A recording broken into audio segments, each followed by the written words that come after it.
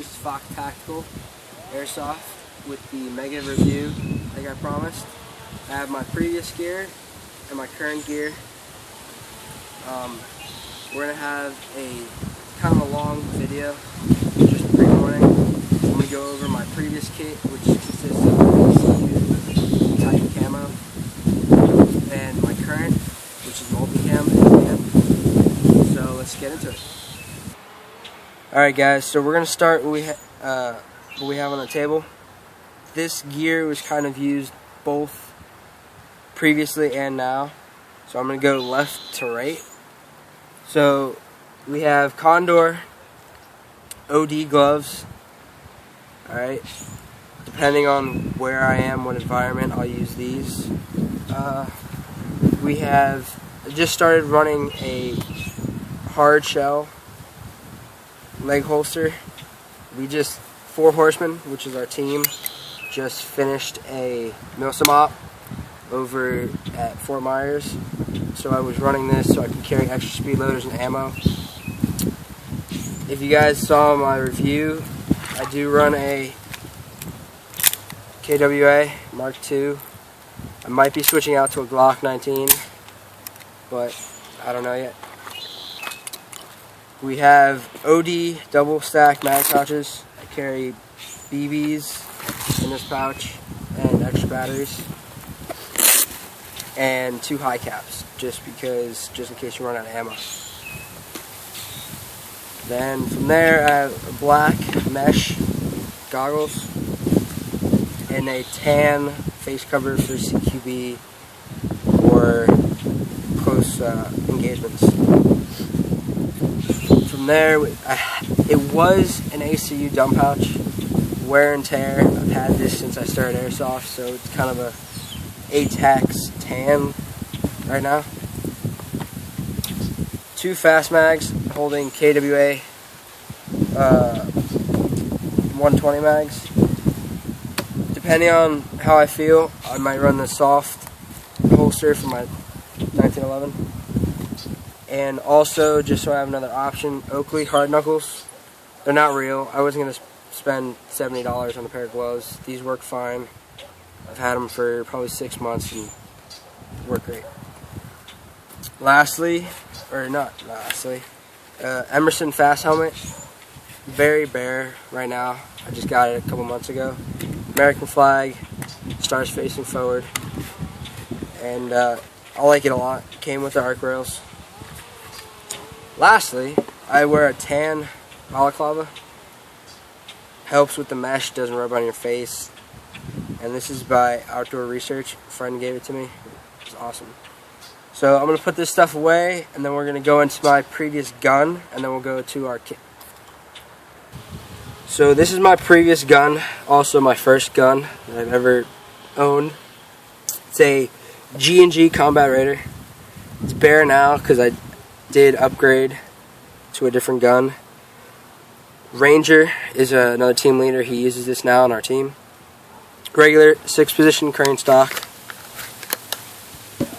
The IVs are actually 4 Roman numeral. That's for 4 Horsemen. It's partially upgraded. It has a 110 spring from the 90 spring that came factory, and then upgraded bearings, and I believe upgraded gearbox. It's got a UTG red and green dot, a UTG foregrip, and rail covers. I have now a KWA SR7, so I put that barrel in here. It's pretty well. Custom snakeskin paint job. Does not have a working dust cover, but we're going to head over to the 60-foot range and see how it performs. Alright, so we're at the 60-foot range. We have a square cardboard target down. I'm going to do single fire and then auto. It's on a 9.6 Bravo tactical battery and 0.2 Elite Force.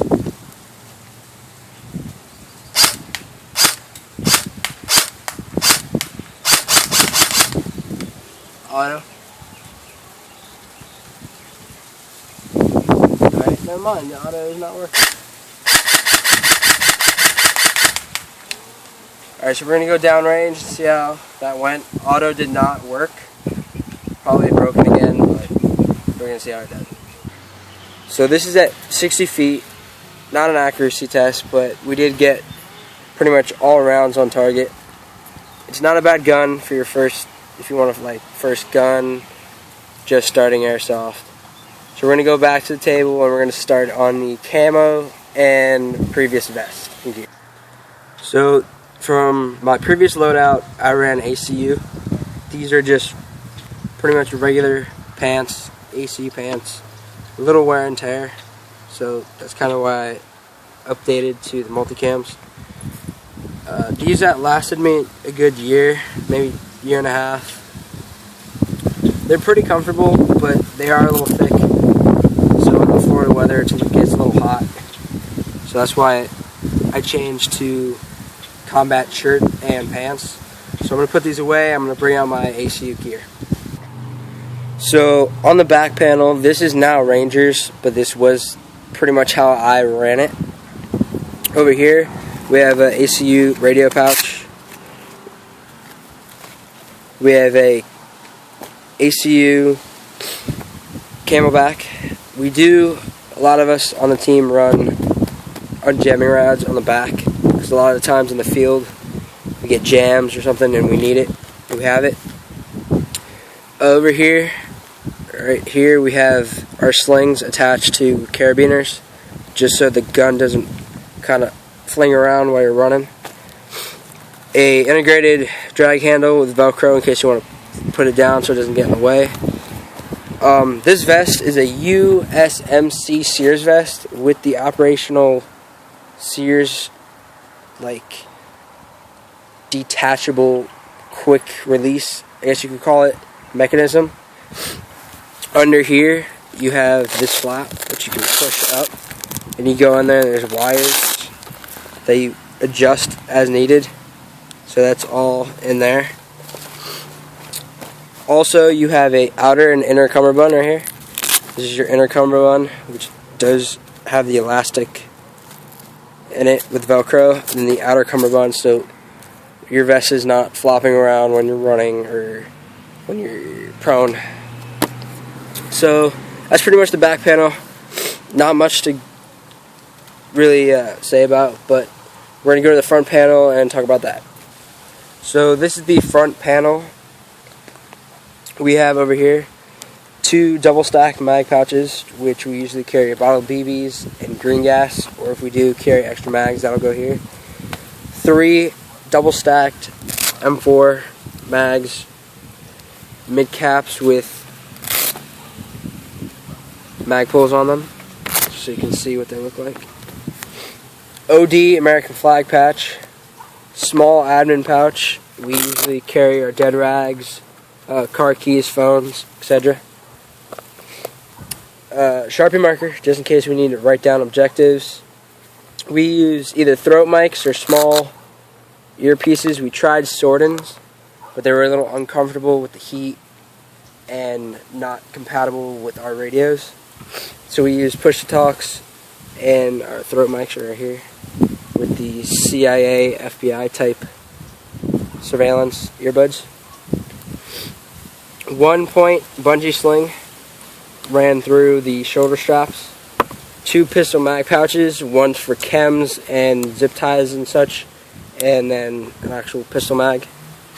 Over here, excuse me, we have a IVAC / utility pouch. We actually do keep medical supplies in there and also tools. And just so if anybody was wondering, this is the Sears detachable area, I guess you could call it. You have a front drag handle and also a tab that you pull off. If you yank this tab, this wire right here, excuse me, this wire right here will detach your vest from you, which will make the vest completely fall off in case a medic in real life situation needs to get to you and take your vest off. So I'm going to put this stuff away. We're going to start with our multicams, and then we're going to go into the gun, and then we're going to go into the current loadout that I'm running now. So these are the current camos I run now. These are Emerson Gen 2 combat shirt and pants set. They have the integrated hard plastic elbow pads and knee pads. I love them. They're the most comfortable pants / shirt I've worn. They're really good on ripstop unless you literally fall into a fence of barbed wire, which I actually did on the last op. If you can see, I did kind of rip them. But besides that, they're great. They have Velcro on each arm and pockets on each side, and completely adjustable for your sleeves, and zippered collar, and adjustable. So we're going to move on to the pants now. So these are the Emerson Combat Pants Generation 2s. Like I said, they have the integrated hard plastic knee pads. These things have at least 6 pockets on them. You will not ever complain on not having enough room on your pants. They have 2 ankle pockets on each side, also adjustable for your pant leg. You have thigh pockets on both sides, side thigh pockets, and rear pockets, and another set of continuous thigh pockets on the side. This is a stretchy, I'd call it Under Armour material, which bends with your body, so you're not concerned about ripping your pants if you go down into a prone or kind of jump down. So I'm going to put these away, and we're going to go into the gun now. Alright guys, so this is my current weapon setup for my multicam Dev Grooves loadout. Over here we have a crane stock 6 position again. I threw a chem light on there just in case, because we do clear rooms and areas. I have a EOTech replica 3 times magnified aim point micro T1 red and green reticule, an Element PEC 15 working green laser and LED flashlight. I have a tan pressure switch hooked up to that. I have a UTG flashlight, which is also routed through with wiring to a pressure switch here. I have a Magpul Generation 2, I believe, angled foregrip, and I just switched over to the kind of smaller suppressor. I might go back to the longer one. Haven't decided on that yet. It has not been upgraded at all. It is about maybe 6 months new. It does have a working dust cover and I guess you could call it bolt release. Or not bolt release, but you guys know what I'm talking about. This is a homemade kind of sling adapter. It's paracord. It's very easy to move around, so it's easier to move from right shooter to left shooter. The EOTech magnifier does flip to side, so you can have regular and then just flip it over and you're ready to go. So we're going to head over to the 60-foot range and see how this guy shoots. So, like I said before, this is the KWA SR7. We're using the KWA 120 mags with .2 Elite Force. I'm probably going to update to .25s, more accuracy. So let's see how it goes.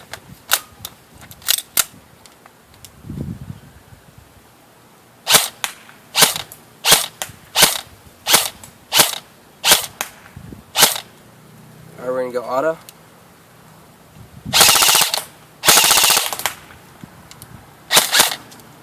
We actually knocked our target down, so it does shoot pretty well for having a 9.6 in it.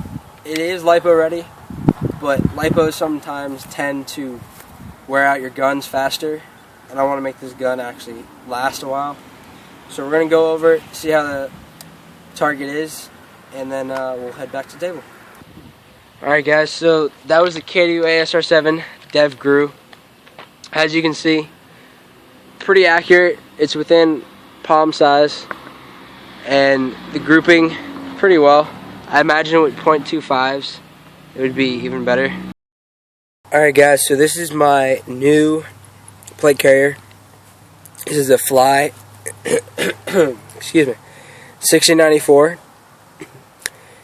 For the back panel, I have an OD Camelback, which I'm going to be switching out for a map pack soon. I have shotgun holders on the back for extra CO2s, and if a buddy has a shotgun, extra shotgun shells for them.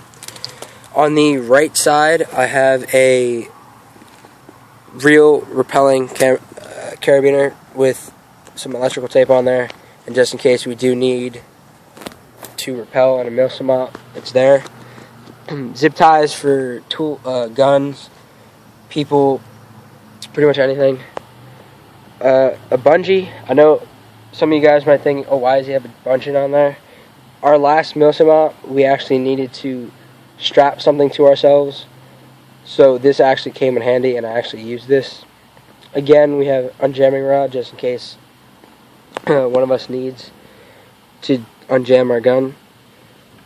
We have Sharpies on either side, again, buddy Sharpies. The cummerbunds are actually pretty comfortable. They have inner mesh and then pockets throughout. I carry my dead rag in here, paracord on my other side. We use Uniden radios. They work fine. We put our 4 Horsemen logo on there. Another just little carabiner, just in case we do need to clip something. I believe it's a 4-foot long zip tie that does go through 3 pieces of molly, just in case we need to detain someone. I do run, and a lot of my other guys do run. These are actually SAPU plates in here. If I can maybe pull them out. No, they're not coming out. These are filled with sand. My whole vest with Camelback filled and everything probably weighs around 30 pounds. We try to get realistic as possible when we're doing our milsim ops, their games, and actually training and conditioning. So we're going to move to the front panel now so you guys can see that. So this is our front panel. I'm going to go from top over here to bottom. These come with the 6094. Actually pretty comfortable. They have padding throughout and little Velcro pieces on either side to run your wires or Camelback. I personally use the one-piece little surveillance kind of communications device with the radio. We have a 1-point sling, only run through one shoulder pad, so the other one goes under my arm, so it's a little easier to transition. It's a quick detach, just pull the lever and it detaches. Moving down, we have a St. Michael's Protect Us patch right here. So you guys can see that. Let me move my med shears right there. So that's the St. Michael's Protect Us patch. A lot of law enforcement and real military guys wear these patches. It's kind of a good luck symbol. I do have medical shears. The reason why it's on a carabiner is last op they did fall out, so I wanted to retention protect them because I don't want to lose those guys. I do run 10 total KWA 120 mags, 3 here, 2 in the fast mags, 2 on my belt, and 1 in the gun. We have 1 big chem light right here. We have 3 small cylinder type chem lights right here, these 2. We have another Sharpie here just for admin purposes. These fast mags, if you guys are wondering, they are retention by these rubber bands here. So 2 is obviously the most retention, and if you want, you can take that off and have a little less retention. These guys really need to pull for them to fall out. They're not going anywhere. You can tug, pull, or whatever. You need to really pull them out. So again, we have sappy plates down here. You guys can hear that. Sand filled all the way. Excuse me. And just a little carabiner with a Thunderbee pin. And these are just glucose tabs, but we won't get into that. So this is pretty much it for my current vest. I might tweak it a little bit here and there. Like I said, we're going to put a map pack instead of the OD Camelback. So I'm going to put this stuff away and we'll just finish up here.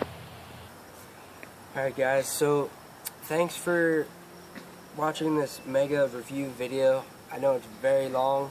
Thank you guys very much. We actually just reached over 100 subscribers, which really helps us out. Please share the video, like, comment, subscribe. More review videos will be in the future. We're going to have game videos, and maybe we're going to go to another Milsim out very soon, so I'm going to try to get some footage of that.